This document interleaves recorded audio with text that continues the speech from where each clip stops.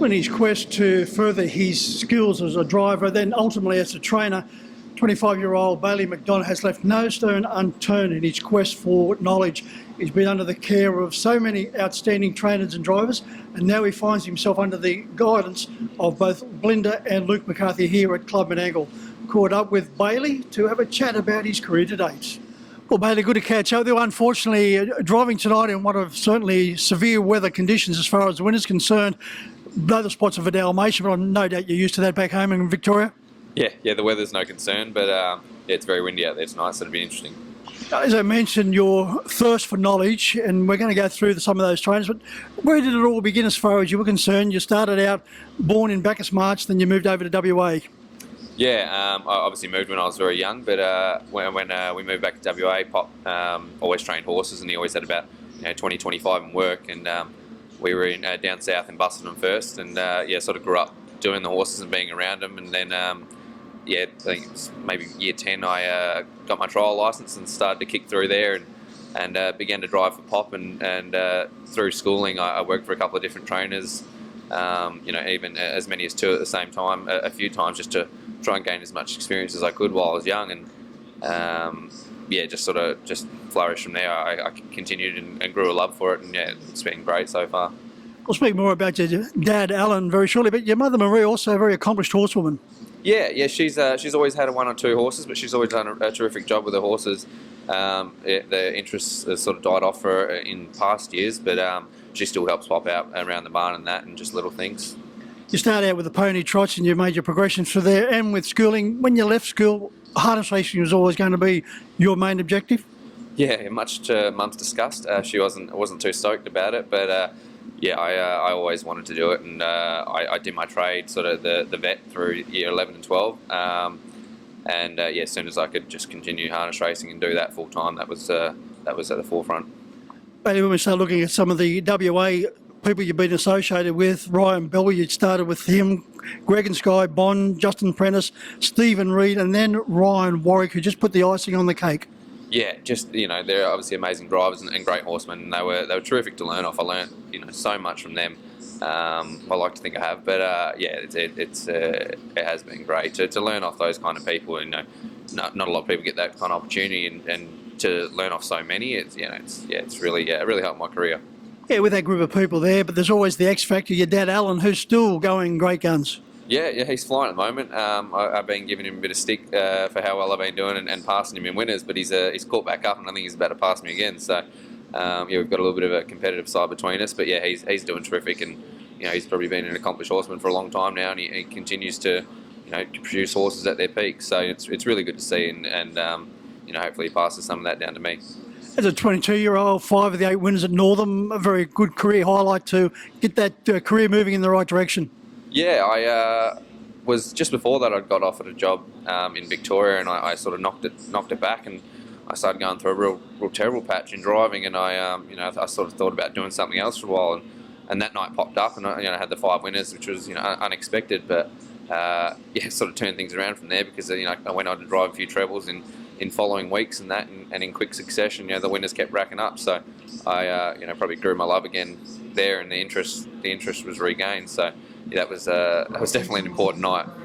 You mentioned the job offer from Victoria. There was an offer come up, and one hard to knock back, Emma Stewart and Clayton Tonkin.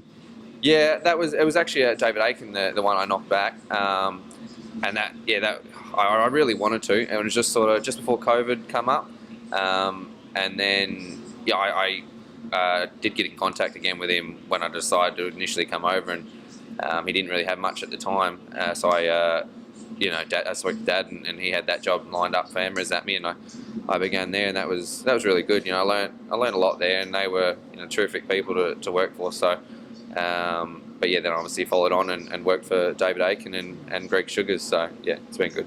Yeah, that association with Greg Sugars and Jess Tubbs, and of course we know where they've now landed on the world stage. What a wonderful opportunity. It gave you the chance to drive Just Believe. That must have been a great thrill. Yeah, that was unbelievable. I remember we were going to trials a couple of weeks out from the race, and Greg said, I don't want to get your hopes up, but there's a good chance you'll probably be driving Just Believe in the Grand Prix and that. And I was trying my hardest not to get excited about it, but to get that opportunity, and the owners were obviously very happy to put me on. So I was wrapped with that, and to capitalise on the opportunity and get the win was a career highlight for me. Yeah, nice to have a Group 1 trophy on the mantelpiece at such an early stage of your career. Yeah. So I've been trying to work up to it for a long time, and sort of felt like one of those things that just kept getting further away and might not happen. So as soon as that opportunity came up, I was the nerves were certainly rattling. Bailey, you drove a winner for your dad called Blitzen, and your dad very proudly said after the race, "I sired and trained the winner." Yeah, he was quite happy with that one. He thought he was pretty smart, but I told him that's only his only good jokes. Now, the opportunity now has arisen to join Belinda and Luke McCarthy. When does that take over? Starts on Monday, so. You mentioned that you're looking forward to driving at Menangle because it will suit your driving style. What do you mean by that? I don't know. I tend to like to drive them off the gate and let them run along, and they seem to do that a lot here. And they just the whole style of racing, in terms that they run more over the mile, more solid, and the horses are obviously a lot more comfortable here, which allow them to make run those races like that where they can roll to a certain tempo. And I believe that's sort of my style all over. So I haven't had a chance to do it yet, but hopefully it comes to prove a point. But you're putting together a very strong resume as far as your driving is concerned. No doubt down the track, with all this knowledge you've been gaining from so many wonderful people, a training career is on the agenda? Yeah, definitely. Not, probably not as high as I at this point, but I would like to just sort of take over one or two and do them. And when I decide to dive further into that aspect of the game, I've already kicked it off and hopefully have accomplished a few things. But just for the time being, one or two would be ideal, and hopefully continue the driving as my main priority. You also cast a very keen eye on the racing in the States. Yeah, always had a huge interest in that. Growing up, I used to watch the racing in there every Sunday morning and late Saturday night, and that was really cool to see that. And even like finding those big races and the amount of crowds that still go over there, and how high harness racing is looked at over there is it was very interesting to me in that. And it'd be great to get over there, even just for 3 to 6 months, and have a quick little look. And there's a few times I was going to do that as well, but I chickened out of it. So hopefully one day. Yeah, that was the next question. With the success of Dexter Dunn, Todd McCarthy, Andy McCarthy, and of course Shane and Lauren Tritton, that must inspire you and others to go over there and try your luck. Yeah, it seems that way, and I think there's a lot of young guys that want to do this sort of same thing. Obviously, I'll probably have to get a bit higher of a report before I head over with a bit more, achievements to my name. But it would be great to drive over there. But like you said again, I would like to just go over there and just do the training side of it as well and check that out. Well, Bailey, it's been good to catch up with you. Good luck moving forward with Belinda and Luke. No doubt you're in good hands once again, as you have been throughout your career. Look forward to you driving plenty of winners here at Club Menangle. I hope so. Thanks very much.